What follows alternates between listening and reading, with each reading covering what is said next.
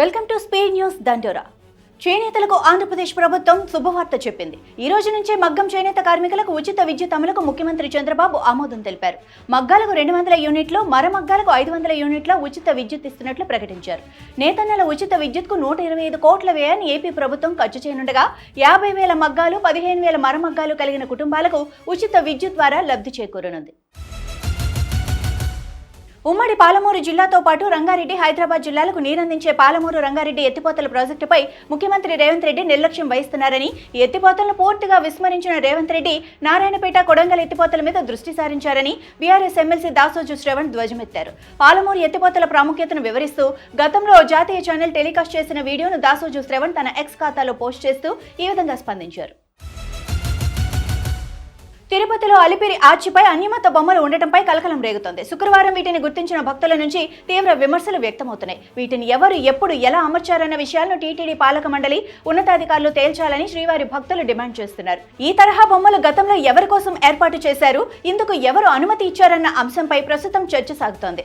అన్యమత బొమ్మలను వెంటనే తొలగించుకుంటే హిందూ సంఘాల ఆధ్వర్యంలో ఆందోళనలకు దిగుతామని భక్తులు హెచ్చరించారు. తెలంగాణ రాష్ట్రంపైన కేంద్ర ప్రభుత్వం ప్రత్యేకమైన దృష్టిని సారించింది. రోడ్డు రవాణా వ్యవస్థ రాష్ట్ర ప్రగతిని పరుగులు పెట్టిస్తుందని బలంగా నమ్ముతున్న కేంద్రం రహదారుల విస్తరణను లక్ష్యంగా పెట్టుకుంది. ఈ క్రమంలో ఉత్తర తెలంగాణ జిల్లాలకు కొత్త గ్రీన్ఫీల్డ్ ఎక్స్ప్రెస్ హైవే కావాలని తెలంగాణ ప్రభుత్వం పెట్టిన ప్రతిపాదనలను కూడా కేంద్రం ఆమోదిస్తుందని తెలంగాణ సర్కార్ భావిస్తోంది. పహల్గాం టెర్రర్ అటాక్ అనంతరం భారత సైన్యం ఉగ్రవాదులను ఏరివేసేందుకు చర్యలు చేపట్టిన సంగతి తెలిసిందే. ఈ క్రమంలో ఇటీవల వరుసగా ఆపరేషన్లు చేపట్టి భారత సైన్యం ఉగ్రవాదులను మట్టుబెడుతోంది. తాజాగా ఆపరేషన్ అకల్లో భాగంగా శనివారం తెల్లవారుజామున మరో ఉగ్రవాదిని భారత బలగాలు మట్టుబెట్టాయి.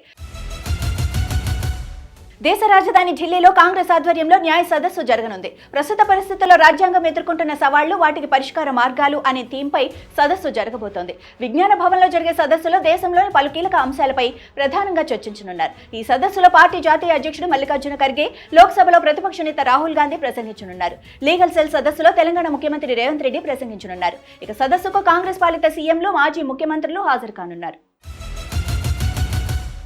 కేంద్ర ఎన్నికల సంఘంపై కాంగ్రెస్ అగ్రనేత రాహుల్ గాంధీ మరోసారి విరుచుకుపడ్డారు. బీజేపీ కోసం ఈసీ ఓటు చోరీ చేస్తోందని నిరూపించడానికి తమ వద్ద అణుబాంబు లాంటి ఆధారాలున్నాయని పేర్కొన్నారు. దాన్ని పేల్చినప్పుడు ఈసీకి తలదాచుకోవడానికి దేశంలో స్థానం ఉండబోదని ఎద్దేవా చేశారు.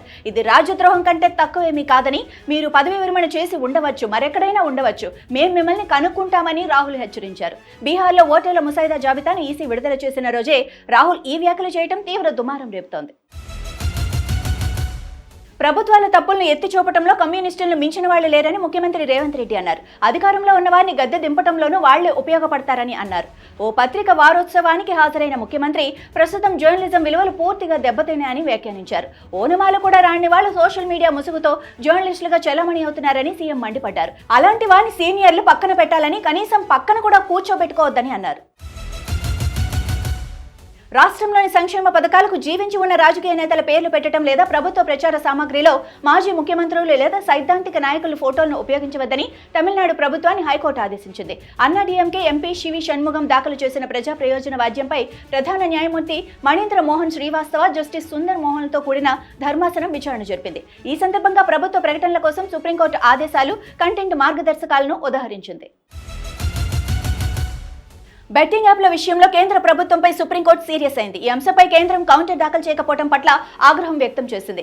అన్ని ఆఫ్లైన్, ఆన్లైన్ బెట్టింగ్ యాప్లపై నిషేధం విధించాలని కోరుతూ ప్రజాశాంతి పార్టీ అధ్యక్షుడు కేఏ పాల్ సుప్రీంకోర్టులో పిటిషన్ దాఖలు చేశారు.